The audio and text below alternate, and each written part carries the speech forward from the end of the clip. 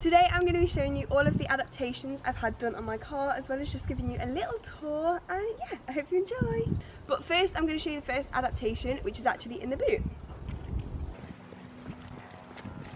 So my car actually has keyless entry on it, which means I don't have to press any of the buttons and I can just have my key in a bag or my pocket, but I don't have any pockets and I also don't have a bag today, so I'm just going to hold it. So let's open my boot. So the first thing I have in the boot is this. It's actually from the adaptation place. Basically it's part of the passenger's seat like foot rest, because I have actually got a dual control in it, which you'll see in a bit. They actually fitted me this strap, which I can reach perfectly. So all you do is pull on the strap, gives you the boot, and then you can shut. So now we're going to go into the driver's side, because yes, I can drive a car. And again, we have the keyless entry, so we can just open the door.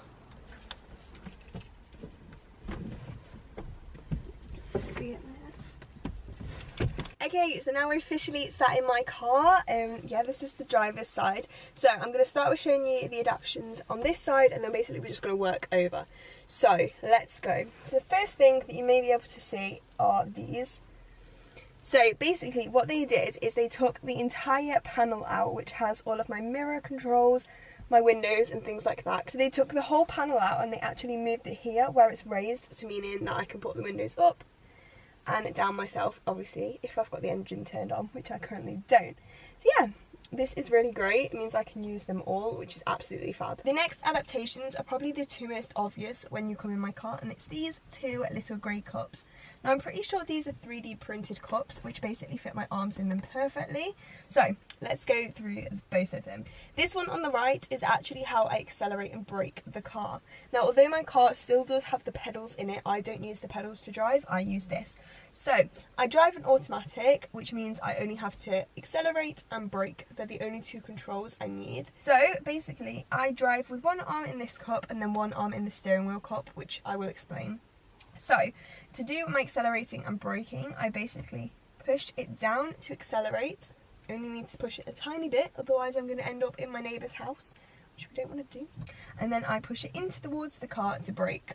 Obviously I wouldn't do that much, that's an emergency stop. They are actually lined with this fleecy stuff, which I'm pretty sure was originally a dog bed, and it just means that my arms fit in them really nice and comfortable. I can drive for quite a long period of time. I mean, my driving lessons are 2 hours and I'm still really comfortable driving. So this one's on the steering wheel. Now I use one arm on the steering wheel and one arm to accelerate and brake. And yeah, this one is basically just a cup fitted to the steering wheel, so I can screw both ways to do like a roundabout or something. And yeah, they did actually think that I was going to need my steering lightened. However, on this car I didn't, which was really, really great.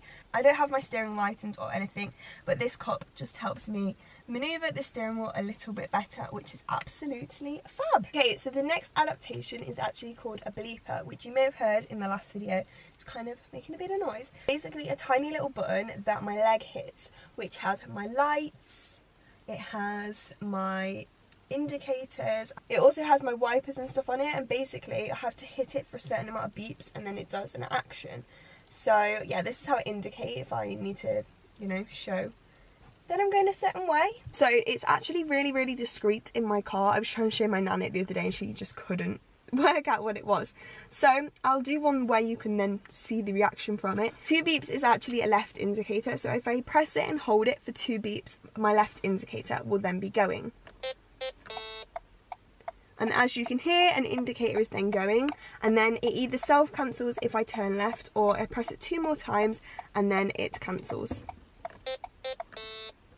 The bleeper is actually a really, really good adaptation for me to have. It means I don't have to use my arms for anything else, and it is probably the trickiest part I've found so far. It was something I really, really struggled to do, just the multitasking element of it, but I feel like I'm about to get in the grips of it now. This is actually how I change my car into the different modes. So as you can see on this little dial, it actually has all the letters on it for an automatic car, and you basically just turn it, obviously whilst you're braking, and this is what allows you to change from like reverse into park or into drive, which is really, really useful for me actually. And not many cars had a changer that I could do, but this one does, so it's amazing.